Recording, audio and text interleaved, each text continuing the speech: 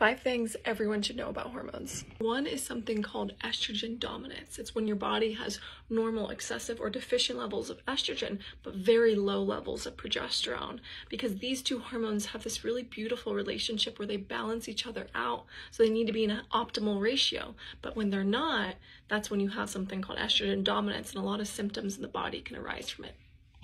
Number 2 is the hormone progesterone is very protective in the body. It has very anti-stress mechanisms. Number 3 is cortisol usually rises with age. And when you're younger, you have high levels of DHEA to balance out the detrimental effects of high cortisol.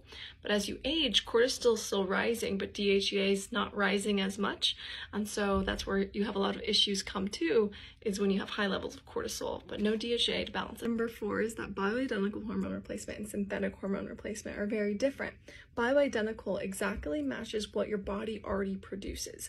Synthetic has been slightly molecularly altered, so they tend to have different effects on the body, and a lot of research shows that bioidentical is likely to be safer.